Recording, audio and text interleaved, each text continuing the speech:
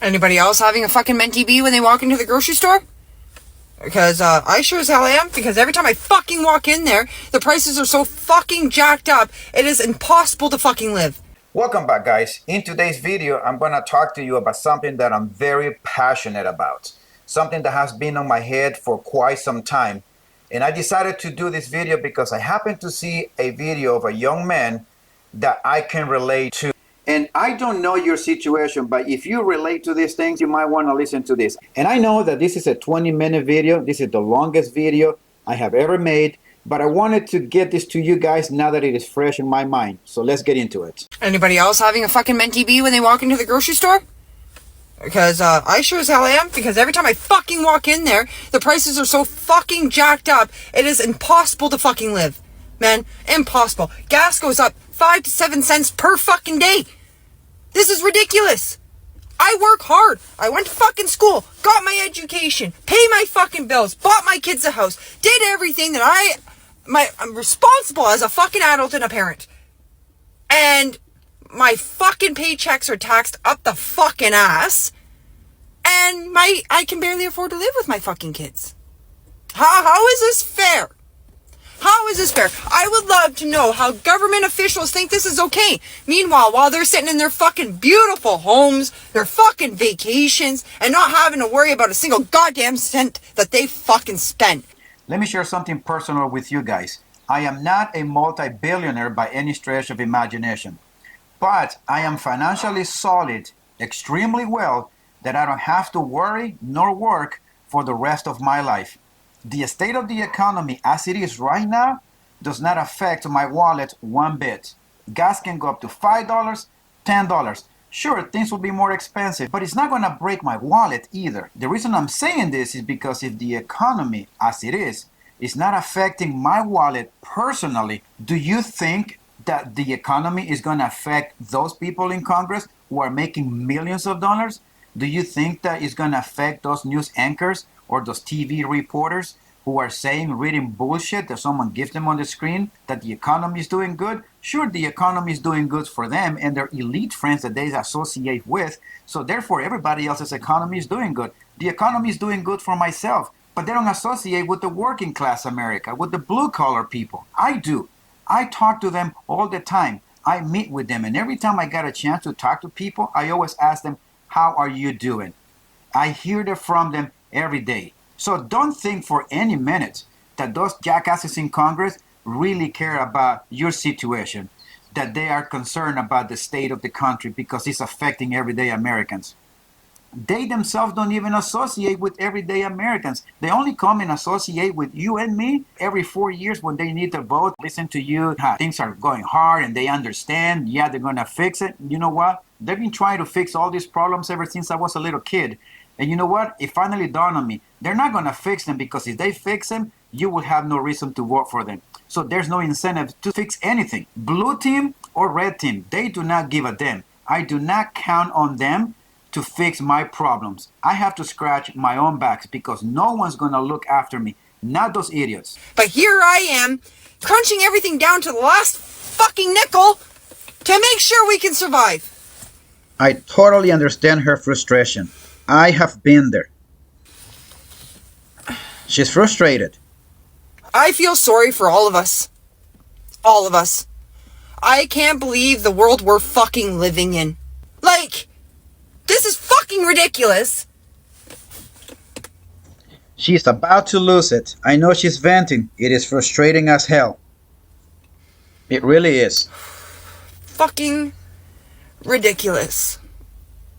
That we have to do this. That we have to live like this. And here I am at the fucking grocery store buying a $30 pack of hamburger that's going to last us one meal. And there are millions of Americans in the same situations, and the politicians do not give a damn about it. I don't know what we're going to do, guys. I don't know what the fuck we're going to do to survive. Because at this rate, we fucking aren't. My wife and I were looking at this woman's video together, and she said, you know, we've been there. But I can guarantee you that if this woman were to sit in front of you and she were to show you her finances and her budget, you're going to be able to find more things that she could do so that she could save more money. And there's some things that she needs to sacrifice, because there has to be more sacrifice. There's some things we just are not willing to give up. We want to be able to have this good life, but we do not want to sacrifice more than what we really want. And when things get harder, you have to revisit your budget. I'm saying this because those are the things that we had to do. There's some things that we just have to do away altogether for a very long time. And don't get me wrong, people, myself, we like good things, but when things are not doing good and we have to humble ourselves, cut back, and if we need to make some changes, we have to make those changes. We have to bring ourselves to reality. And the one thing that I always said that it worked really good for me, and also my wife, is that I was always the guy that I didn't really care what others thought of me. I always did what I thought I had to do. I didn't really care how other people view me. I was not prideful to be able to make the changes, and other people might look at me as a brokey, because in reality, I was a brokey. That was the reality. It was true. But I wasn't afraid not to show the people that I was broke, because I cut back on some of the things. I had to do those things. And this is one of the things that a lot of people have a hard time accepting and dealing with. That you are broke. Therefore, you have to act and behave like you are broke, because you are broke. When you are successful, then we can sit down and talk about having a better life. But while you are struggling, you have to make some radical changes, because no one, guys, no one is going to come to save you. No politician is going to come to save you. You can complain all you want, but if all we do is complain and not do anything, we will continue to be in that same hole. And speaking of not wanting to sacrifice more, let's check this video out. I am 28 years old. I am a millennial, and I don't think people my age can afford a home right now. Like actually buy a house, buy a condo, things like that in California. I have to specify in California. In this economy, it's looking a little difficult. And I know that I'll never move. I'm never going to move. I'm never going to sacrifice me being comfortable just to have a house. Because a lot of people, they'll move to Texas, Arizona, Utah, the middle of nowhere, in a state that nobody wants to live in, just to say they have a house. And look, amazing. But I've seen it, and a lot of people are just not happy. Like they're happy with their house, but then they have no friends in that state. They're lonely. In the middle of nowhere, the desert, the weather sucks. They don't have a beach. They don't have anything. But they have a house. They have a house, and they're happy, they're happy with that, but everything else sucks around them. And I don't want to be that person. So I'm going to continue to live in an apartment and then still have everything else, nice weather, people around me, my family, everything I like to do is in my area. The luxury of having all of those things, it balances me not having a house. So in this economy, it's not looking good for me, but it's okay because I'm still living my best life. I didn't want to interrupt her video because I wanted you guys to listen to her thinking, how she processes things. And the only thing I'm going to say is that whoever marries this woman is going to be in deep, deep shit. And that's all I'm going to say. Now on to the next video. This next video is the video of the young man. He is the reason why I decided to make this video, so let's get into it. I'm burnt out and broke at age 24. At the age of 24, I was broke as hell. We have just bought a house, and my wife has just given birth to our first kid. So we were broke as hell, just like this young man. I'm burnt out and broke at age 24. This life, this economy is a joke, man. I haven't spent a dime this week because I'm broke. I can't even go out for food. I'm waiting till Friday, till my payday, so I can enjoy life again. Why? I know what it's like to live paycheck to paycheck. We were robbing Peter to pay Paul. And I remember one afternoon I came home and I saw my wife crying, and she was telling me that we were about to lose the house if we don't make any changes because we are broke, and I was not making money, and she couldn't work because that kid was still a baby. We didn't go on vacations at all. As a matter of fact, we never even left town because we couldn't afford not even to leave town. And it was at this moment that I had to realize that I had to do something. I cannot just sit there doing the job that I'm doing. I have to do something else. I have to find an additional income besides the one I'm doing, and I need to find a better job. I can't just sit here and wait for an increase in pay give me a 50 cents raise. No, I had to do something else while I still asked for a raise. And I was trying to find another way to make more money and then to cut on our expenses. We had to sit down and make a list of the wants and on the needs. We had to eliminate a lot of things. And I know you guys have heard me say this before in another video of the things that I had to cut back on our expenses because we were broke as hell, just like this young man. Why are we doing this? I really don't know how people do it, man. Like, you've got co-workers of mine who are earning the same hourly rate as me, $18 an hour at my job, and they have 3 kids. They've got to support themselves and their 3 kids on that same hourly wage. And that was me right there. He just described me. I had to support my wife and my 2 kids with the same income as those other guys who were not married and didn't have any kids. In this economy where everything is so expensive, how? And to be honest, I don't know. It wasn't always like this. Maybe I'm just being a little bit naive. I don't know, but... To those of you who were early teens, right before the market collapse, where maybe you're too young to understand, I'm telling you, in the 2004, 5, and 6, and 7, the booming economy was crazy, was totally out of control. People were building everywhere, entire neighborhoods. Interest rates were high, and the prices of the houses were crazy as well. And I remember trying to buy a house, but the interest rate was just way too high that I just didn't feel comfortable spending that kind of money, giving that kind of down payment for the house that in my view was way too inflated. So we just back out. Also, gas was expensive too. It wasn't this hard to try and live a life. I don't like my situation at all, and I know millions of Canadians out there don't like theirs as well. This is exactly why I have turned to making money online, because I want to live a life that's fulfilling. I do like his mentality. First of all, he's not happy with his current situation. So he is doing something about it. Unlike that brain-dead 28-year-old woman who said that was having a hard time in this economy, but she was not willing to make any sacrifices or changes to better herself. And I hope that he has not left his job to do this online thing, that he needs to do his online thing in addition to what he's doing. However, my advice to you guys and to this young man is that sometimes you have to sacrifice the now for the future. Those vacations has to wait. The trips that you want to make has to wait. That car that you always want to get has to wait. The name brand clothing you want to get has to wait. You cannot have both while you're trying to get yourself out of a hole. You can't. You have to sacrifice some things. And when we were able to make money, we were not going on those vacations. We were setting money aside because we knew what it's like to be damn broke. And we did not want to be back in that situation. So we saved a lot of money, as much as we could. I want to move out of my mom's house. I want to move out of my mom's house. I want to have my own apartment. I want to travel. I want to do things, man. And I'm glad to hear that he has some goals and that he has some plans, some things that he wants to accomplish. However, all of those things that he said he wants to travel, all of that has to wait. He's 24 years old. He has many years left in his life so that he can then go on vacation. He needs to build himself up financially first, secure his future. Then he can think and talk about going on vacation.